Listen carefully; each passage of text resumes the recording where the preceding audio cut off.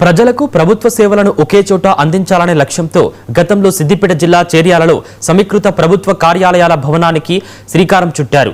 17 కోట్ల రూపాయల వ్యయంతో ప్రారంభించిన పనులు 8 ఏళ్లు గడిచినా ఇంకా పూర్తి కాలేదు. దీంతో స్థానిక ప్రజలు తీవ్ర ఆవేదన వ్యక్తం చేస్తున్నారు. ఇప్పటికే భవనం లోపల పలు చోట్ల పగుళ్లు పట్టడంతో ఫ్లోరింగ్ టైల్స్ పగిలిపోయాయి. ప్రభుత్వ కార్యాలయాలు ఒక్కొక్కటి ఒక్కో చోట ఉండడంతో ఇబ్బందులు పడుతున్నామని స్థానికులు చెబుతున్నారు. ఇప్పటికైనా అధికారులు స్పందించి నిర్మాణ పనులు పూర్తి చేయాలని కోరుతున్నారు.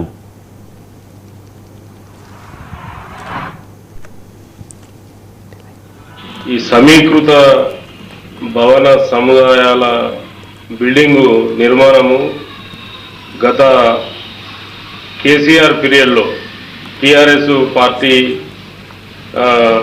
అధికారంలో ఉన్న పీరియడ్లో ఇక్కడ 8 ఏళ్ల క్రితము ఒక మంచి ఉద్దేశంతో ప్రారంభించడం జరిగింది. అయితే ఎందుకు చేర్యాలలో నిర్మాణం చేయడం జరిగిందంటే చేర్యాల చుట్టుముట్టు ఒక 60-70 గ్రామాలకు ఇది ఒక కేంద్రంగా ఉండేది. ఇది పాత నియోజకవర్గం.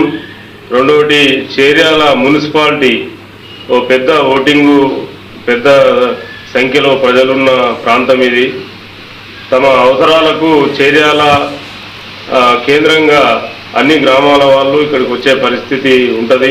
అందుకోసము ఇక్కడ ఉన్న ప్రభుత్వ కార్యాలయాలను ఒకే చోట ప్రజలకు అందుబాటులో ఉంచాలనే మంచి ఉద్దేశంతో ఈ సమీకృత భవనాల నిర్మాణం చేపట్టడం జరిగింది.